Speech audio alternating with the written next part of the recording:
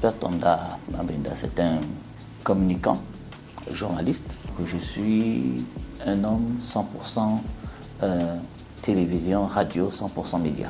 Alors, l'histoire de la radio au Gabon, elle est très simple. La radio est née d'une volonté des autorités politiques de notre pays et qui, à l'instar des autres nations, ont mis en place les bases de la création de la radio, du moins d'une entité qui permettrait à ce pays de créer un lien entre les gouvernants et les populations. Et donc la radio va être le premier outil de communication en matière de communication publique. Elle a intégré un grand groupe en 1963, s'est ajoutée la télévision et à partir de ce moment-là, elle est devenue la radiodiffusion télévision gabonaise. Et de 1963 à 2011, elle a vécu et à partir de 2011, il y a eu le lancement de la réforme de l'audiovisuel public. C'est cette réforme-là qui va faire éclater l'ancienne RTG pour créer 3 entités. D'un côté, Radio Gabon, qui va devenir un groupe, Radio Gabon et les stations provinciales. Radio Gabon deviendra le centre gouverneur et les stations provinciales sont les maillons territoriaux qui vont permettre à la radio qui vont alimenter la radio en information locale, départementale et provinciale. Et de l'autre côté, vous aurez le groupe Gabon Télévision, qui va avoir la chaîne généraliste Gabon Première et avec des chaînes thématiques, dont l'une d'elles est Gabon Culture. Et à côté de cela, vous avez un autre groupe qui a été créé, en fait une autre entité, à savoir Télédiffusion du Gabon. Elle aussi sort de l'ancienne RTG. Donc ce sont ces 3 entités-là que la réforme va créer pour en faire des entités autonomes qui vont donner un nouveau visage à l'environnement de l'audiovisuel au Gabon. La Télédiffusion du Gabon a pour activité transporter le signal de la radio et de la télévision en lieu et place d'ancien opérateur qui le faisait, qui est aujourd'hui passé au privé.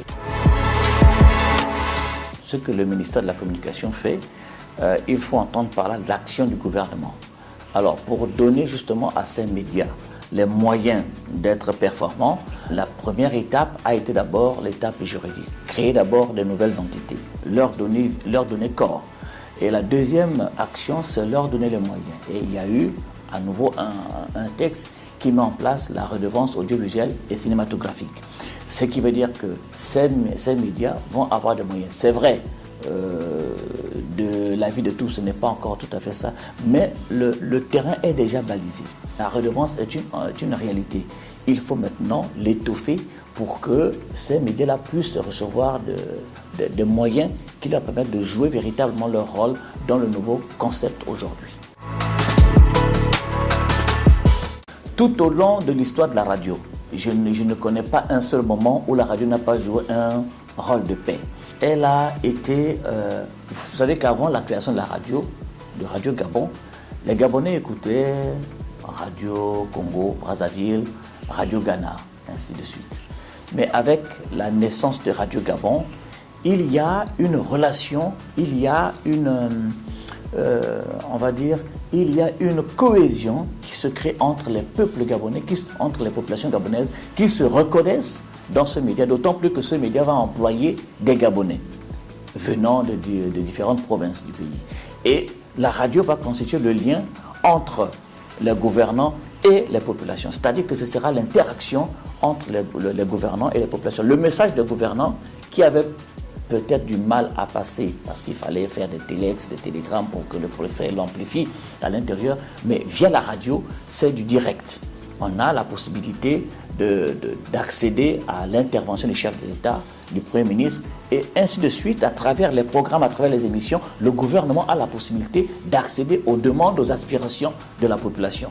Donc, dès la création, il y a déjà ce rôle-là, ce rôle de cohésion. Et la radio n'a pas échappé aux différents événements qui ont failli faire basculer notre pays dans une sorte d'anarchie. Le coup d'État de 1964. La radio a joué son rôle, elle a été prise, mais après il y a eu la stabilité et la radio, là encore, a joué son rôle de paix, de sensibilisation, d'information. En fait, un rôle majeur. un rôle qui permet de faire comprendre aux Gabonais que nous sommes un même pays, une même nation et que nous sommes indivisibles. Ça, c'est le message vraiment de Radio Gabon.